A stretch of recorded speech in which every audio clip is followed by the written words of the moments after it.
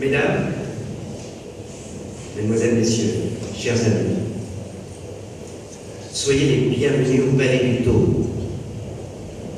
On vous l'a dit à l'instant, nous sommes dans un monument national inscrit au patrimoine mondial de l'UNESCO, comme le seront bientôt les paysages du Champagne. C'est ici qu'avaient lieu les festivités liées au sacre des rois de France. Aujourd'hui encore, nous célébrons un roi, le roi des vins. Au nom des maisons de Champagne et de leur union, je suis heureux de vous accueillir pour cet événement exceptionnel. En effet, pour la première fois, nous avons souhaité réunir nos différents interlocuteurs des administrations, qu'elles soient locales, nationales et communautaires, les parlementaires français et européens liés au vin, des journalistes spécialisés et bien entendu nos amis et homologues des autres régions viticoles et des instances de la filière. Le 130e anniversaire de notre union est l'occasion de cette journée professionnelle et conviviale.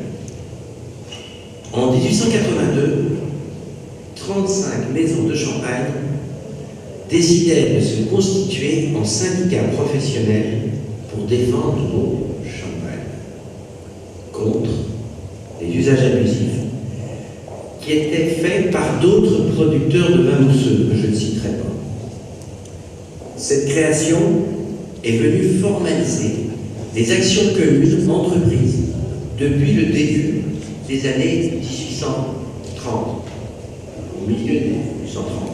En dépit des fondements juridiques faibles, les maisons ont obtenu en 1882 la confirmation par la Cour de cassation que le mot Champagne est indicatif à la fois du lieu de production, du lieu de fabrication, de certains vins spécialement connus sous cette qualification et non d'autres. En substance, il n'est de Champagne que de la Champagne. Le concept d'appellation d'origine ne sera consacré par la loi que 50 ans plus tard. Nous pensons que sans ces actions collectives, Champagne serait devenu un produit générique comme l'eau de Cologne. Le second motif de réunion des maisons de Champagne, c'est celui qui a visé à organiser la lutte contre le phylloxéra qui apparaît en Champagne à peu près à la même époque. Les maisons engagent la lutte. Elles fournissent aux vignerons le matériel et les conseils nécessaires pour tenter dans un premier temps de préserver le vignoble et ensuite de reconstituer le vignoble champenois. Ce sont les premiers contacts formels entre les vignerons et les maisons qui aboutiront plusieurs décennies plus tard à la création de la profession. À travers ces quelques propos liminaires, vous voyez se dessiner ce qui fait l'une des spécificités de notre organisation champenoise. Deux familles professionnelles, les vignerons et les maisons de Champagne, dont le destin est indéfectiblement lié. Pour schématiser, les vignerons exploitent la quasi-totalité des surfaces viticoles et les maisons réalisent l'essentiel des ventes en volume, plus encore en valeur, et l'immense majorité des exportations. Une maison de Champagne, c'est un nom. C'est une entreprise industrielle commerciale qui contrôle les moyens matériels et humains nécessaires à l'élaboration et à la distribution mondiale d'une grande marque internationale. L'Union des maisons de Champagne, créée en 1882, fédère aujourd'hui 80 maisons, dont certaines sont à l'origine de notre union. Dans les moments qui suivront, vous avez ici un représentant de chacune de ces maisons. René parlera tout à l'heure. Tout négociant évite d'y adhérer Et comme nous représentons l'immense majorité d'entre eux, en particulier les marques les plus notoires, l'UMC est l'un des deux mouvements constitutifs du CIBC, c'est le Comité Art Professionnel du vin de Champagne. Je vous disais à l'instant, ce 130e anniversaire, c'est d'abord l'occasion de passer un moment agréable dans ce lieu prestigieux autour de 15 vins de nos maisons de champagne. C'est surtout l'occasion de partager avec vous quelques éléments sur l'économie de notre filière et quelques réflexions sur notre vision prospective commune. Cette partie, nous l'avons intitulée « Les maisons de champagne et leurs grandes marques, un atout clé pour l'appellation ». Jean-Marie Barrière, vice-président de notre union, va vous exprimer ces éléments et réflexions avant que vous soit projeté un film qui a été réalisé spécialement pour l'occasion. Ce film est intitulé « Champagne, histoire d'un mythe ». Ce film retrace l'aventure multiséculaire du champagne et de ses hommes. Et de ses femmes, excusez-moi. À titre de transition, je voudrais évoquer devant vous une récente tribune d'Emmanuel Combe, vice-président de l'autorité de la concurrence, intitulée « Commerce extérieur, la France doit miser sur tous ses points forts ». Il évoquait ce qu'il nomme le premier ensemble excédentaire du commerce extérieur français. Cet ensemble comprenant les produits dits de terroir et plus généralement industrie de luxe. Le champagne n'est-il pas, par nature, à la charnière des deux?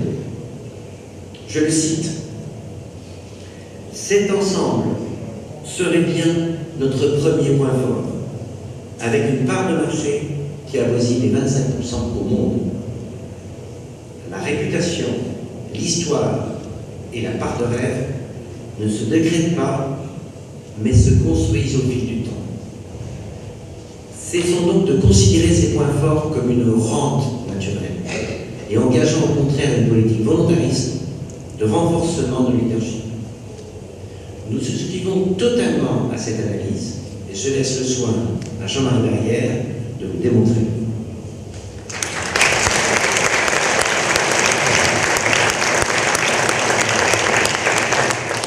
Un peu dans la magie de ce film, je reviens sur le titre. Les maisons de champagne et leurs grandes marques, un atout clé pour l'appellation. Nous souhaitons vivement vous avoir convaincu, non pas par un satisfecit, mais parce que nous avons nous-mêmes la conviction que notre filière champagne dispose d'atouts considérables, parmi lesquels les maisons de champagne.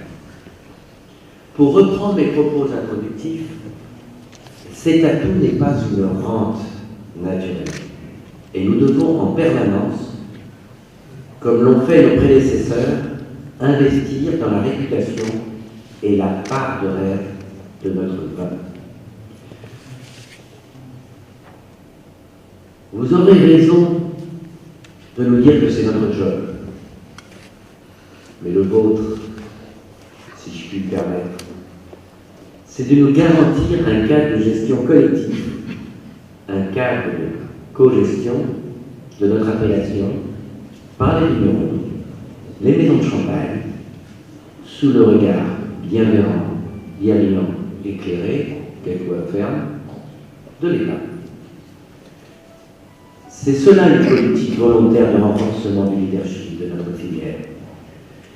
C'est cela miser sur l'atout qu'elle constitue pour l'économie française. Je pense que maintenant, vous êtes convaincus. Et ces bruits de champagne ont commencé à nous donner raisonnablement soif.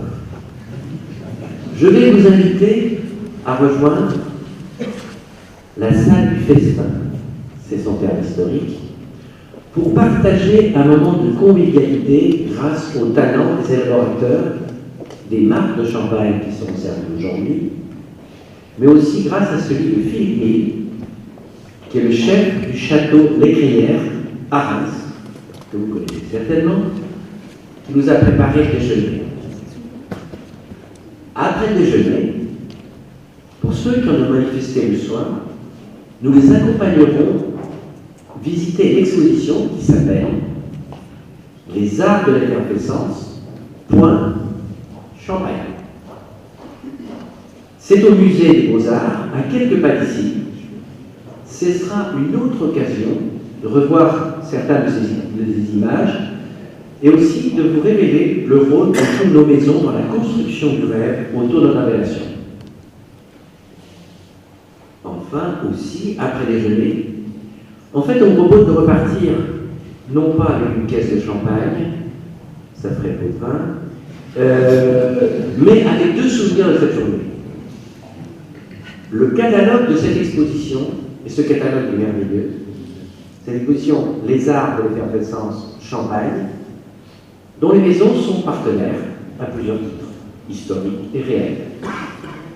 Et puis, ce film a été créé aujourd'hui pour vous, et il y aura dans la sacoche un exemplaire DVD du film que vous voulez voir. Un immense merci d'être là, ça nous a fait chaud au cœur que vous soyez là. Et pour pas que vous soyez perdus et rappelés pendant le champagne, en allant gentiment vers la droite, non, c'est une position physique, non politique, en allant gentiment vers la droite, vous allez vers la salle du festin, et nous allons voir ensemble, vous allez voir, merci encore à chacun et à tous.